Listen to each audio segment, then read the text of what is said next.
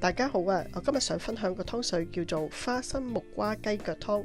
呢個湯水可以有效去濕排毒同埋養肝，而木瓜可以健脾胃、通便同埋幫助消化，好適合而家春天溫暖潮濕嘅天氣飲㗎。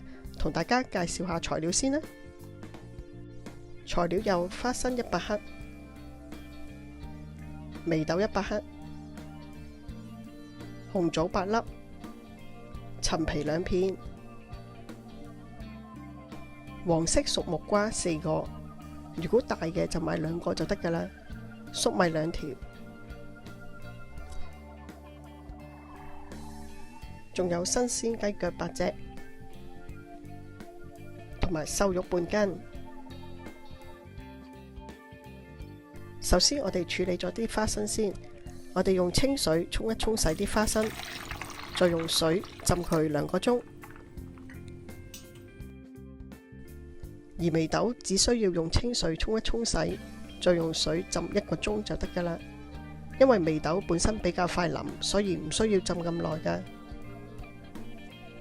而陳皮有去濕化痰嘅作用，我哋只需要用清水浸到去軟身，再用刀仔刮咗啲囊佢啊。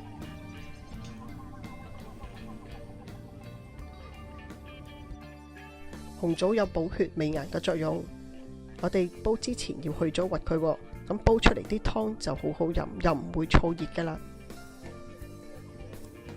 我今次買咗夏威夷木瓜仔，如果大家見到大就用2個就夠㗎喇。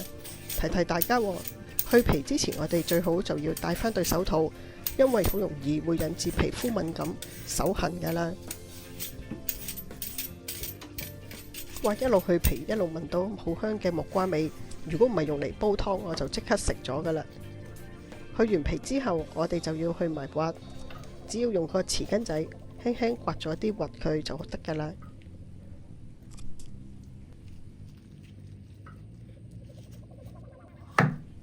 木瓜仔去咗皮、去咗核之後，我哋將佢切開細細件。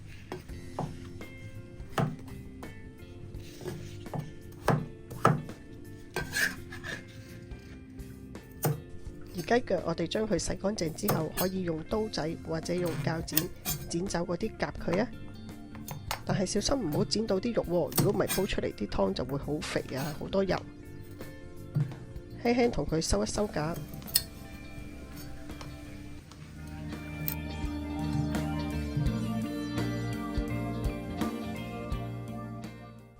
再用1湯匙粗鹽將啲雞腳深層清潔。粗鹽有殺菌嘅作用，輕輕慢慢洗乾淨、捽乾淨之後，再用清水沖一沖洗就可以㗎喇。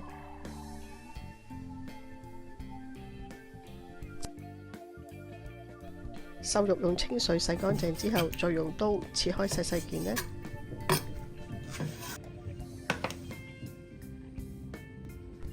好啦，跟住我哋再將啲肉類飛一飛水啊。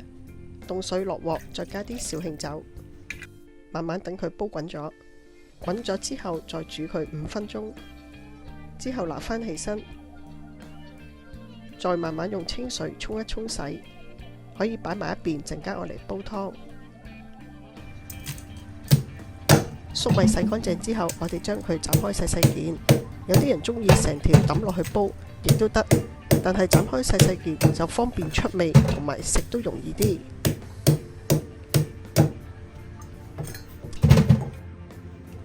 話咁快，所有煲湯材料我哋已經準備好啦，而家可以煲湯啦。今日用咗2升半嘅水，首先我哋落咗花生落個煲度。聽老人家講話，凍水落花生，煲出嚟啲花生會腍好多。跟住等佢水滾，滾起咗之後，再慢慢落埋其餘材料。我哋將佢大火滾起。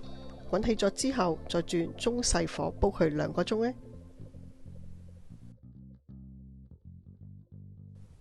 今次個湯好鮮甜，我哋唔需要落鹽㗎喇。